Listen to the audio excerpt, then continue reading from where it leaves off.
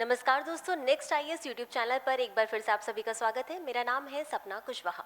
Species in news programme में आप सभी को पता है कि हम बीते दिनों की उन सभी स्पीशीज को लेते हैं, उन सभी चर्चित स्पीशीज को लेते हैं जो किसी न किसी वजह से चर्चा का विषय बनी हुई थी। और इसी क्रम में हम एपिसोड की शुरुआत करेंगे और एक एक करके सभी प्रजातियों के बारे में जानने का प्रयास करेंगे। और इसी क्रम में हम सबसे पहले जानेंगे भारतीय ग्रे हॉर्नबिल के बारे में। और इसमें हम सबसे पहले जानेंगे कि ये जो प्रजाति है ये चर्चा का विषय क्यों बनी थी, यानी कि न्यूज में क्यों थी। तो दरअसल तमिलनाडु वन विभाग जो है उसने हाल ही में एक जनमत सर्वेक्षण कराया और ये जो जनमत सर्वेक्षण है इसमें कुल 41,000 से अधिक मतदाताओं ने वोट किया और इन्होंने ये कहा कि भारतीय ग्रे हॉर्नबिल जो है इसे तमिलनाडु के तिरुपत्तूर जिले का पक्षी चुना। किसे? भारतीय ग्रे हॉर्नबिल को। अब इसलिए इस प्रजाति के बारे में समझना हमारे लिए जरूरी हो जाता है। और इसी के साथ आपको बता दें कि ये जो भारतीय ग्रे हॉर्नबिल है ये भारतीय उपमहाद्वीप में पाया जाने वाला एक सामान्य हॉर्नबिल पक्षी है। आप जब इसके शरीर की बनावट देखेंगे इस इमेज में तो इसके शरीर पर भूरे रंग के पंख होते हैं, इसके पेट हल्के भूरे या हल्के सफेद रंग के होते हैं। अब जो सबसे इंपॉर्टेंट बात निवास स्थान की, यानी कि ये कहाँ किन क्षेत्रों में निवास करते हैं, तो ये वैसी जगह पर रहते हैं जहाँ पर पर्णपाती जंगल पाए जाते हैं, खुले वन क्षेत्र पाए जाते हैं, ग्रामीण कृषि क्षेत्र पाए जाते हैं और शहरी उद्यान और पार्कों में ये मुख्य रूप से पाए जाते हैं। अब स्थल की बात कर लेते हैं, स्थान की बात कर लेते हैं कि आखिर इनका वितरण किन स्थानों पर है।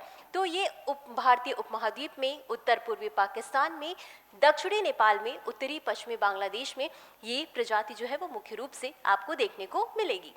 अब ये जो पक्षी है इसे बीजों के प्रमुख प्रसारक के रूप में भी जाना जाता है। इसका मतलब क्या है? तो जब ये पक्षी कोई भी फल खाते हैं तो उसमें जो बीज वाले फल होते हैं उन्हें खाते हैं तो उनके बीजों को इधर उधर गिरा देते हैं, जिसके कारण वहाँ पर नया पौधा उग जाता है। और इसीलिए इन्हें कहा जाता है कि ये बीजों के प्रमुख प्रसारक के रूप में पारिस्थितिकी तंत्र में एक आवश्यक भूमिका, एक महत्वपूर्ण भूमिका, एक विशेष स्थान रखते हैं ये। अब जो सबसे इंपॉर्टेंट है संरक्षण स्थिति की बात कर लेते हैं तो इसे IUCN के रेड लिस्ट में लीस्ट कंसर्न या न्यूनतम चिंताजनक श्रेणी में रखा गया है। और इतना समझने के बाद अब हम आगे बढ़ेंगे अपनी अगली स्पीशीज की तरफ जिसका नाम है मालाबार पाइड हॉर्नबिल। और सबसे पहले यही बात करते हैं कि आखिर ये चर्चा का विषय क्यों है।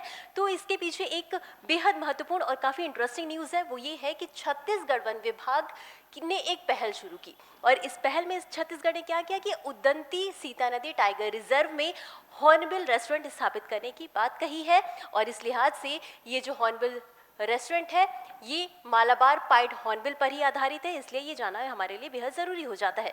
अब सबसे पहले हम बात करेंगे वैज्ञानिक नाम की। तो इसका वैज्ञानिक नाम है एंथ्राकोसेरोस कोरोनाइटस। और ये जो प्रजाति है यानी कि जो मालाबार पाइड हॉर्नबिल है इसे अक्सर लेसर पाइड हॉर्नबिल के नाम से भी जाना जाता है। अब आवाज की बात कर लेंगे तो ये उन क्षेत्रों में पाए जाते हैं जहां पर सदाबहार और नम पर्णपाती वन पाए जाते हैं। और इसी क्रम में वितरण की बात करेंगे यानी कि ये किन स्थलों पर पाए जाते हैं, तो ये भारत और नेपाल के पश्चिमी घाट और उत्तर पूर्वी हिमालयी तलहटी क्षेत्रों, सतपुड़ा पहाड़ियों के साथ साथ ये श्रीलंका में भी पाए जाते हैं। अब IUCN स्थिति की बात करेंगे तो IUCN में यानी कि संरक्षण स्थिति की बात करेंगे तो ये IUCN के रेड लिस्ट में नियर थ्रेटन यानी कि संकट के निकट सूची में इन्हें शामिल किया गया है। और इसी के साथ हम आगे बढ़ेंगे और देखेंगे अपनी अगली प्रजाति के बारे में जिसका नाम है सफेद पेट वाला गिद्ध। और इसी क्रम में ये जानिए कि ये न्यूज में क्यों थी। तो सफेद पेट वाले समुद्री चील के वार्षिक घोंसला निगरानी सर्वेक्षण में यानी कि ये जो सफेद पेट वाले जो गिद्ध हैं इनका वार्षिक घोंसला निगरानी सर्वेक्षण किया गया। और इसमें ये पाया गया कि इस मौसम में यानी कि फरवरी के दौरान कन्नूर और कासरगोड जिलों में 17 सक्रिय घोंसले स्थलों को दर्ज किया गया है। और इस लिहाज से ये इनके बारे में जानना जरूरी हो जाता है।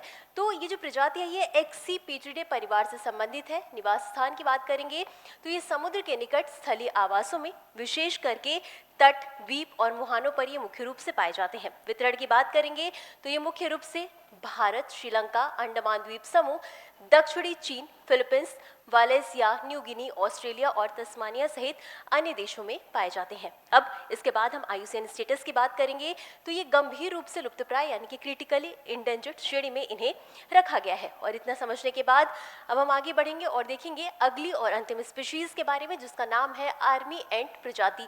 तो इसी क्रम में हम जानेंगे कि ये चर्चा में क्यों थी। तो हाल ही में कर्नाटक और ओडिशा के शोधकर्ताओं ने आंध्र प्रदेश के पूर्वी घाट में आर्मी चींटियां यानी कि आर्मी एंट की 2 नई प्रजातियों की खोज की है। तो इन 2 प्रजातियों के बारे में जान लेते हैं कि इनका नाम क्या है। तो इसमें पहली प्रजाति का नाम है एनिक्टस चित्तूरेंसिस और दूसरी प्रजाति का नाम है एनिक्टिस लंका मलेंसिस। आपको बता दें कि ये जो चींटी की प्रजाति है ये खानाबदोश प्रजाति है। खानाबदोश प्रजाति का मतलब है कि ये खाने की तलाश में एक जगह से दूसरी जगह पर आती जाती है और इसी के साथ ये उप परिवार डोरी लिनाई से भी संबंधित है। निवास स्थान की बात करेंगे तो ये मुख्य रूप से उष्णकटिबंधीय पारिस्थितिकी तंत्र वाले क्षेत्र में पाए जाते हैं और साथ ही साथ इनकी एक विशेषता है कि ये विशाल कॉलोनियां बनाती हैं, यानी कि ये जो चींटी होती हैं इनकी जो कॉलोनियां हैं, इनकी जो कॉलोनियां बनती हैं वो काफ़ी विशाल होते हैं और इनके रास्ते में जो भी छोटे मोटे कीट आते हैं ये उन्हें खा जाते हैं। और इसी के साथ ऑर्थोपोड आबादी को विनियमित करने और वन जैव विविधता को आकार देने में ये एक महत्वपूर्ण भूमिका निभाते हैं। और इतना समझने के बाद हम आगे बढ़ेंगे और इससे संबंधित एक अभ्यास प्रश्न को देख लेते हैं।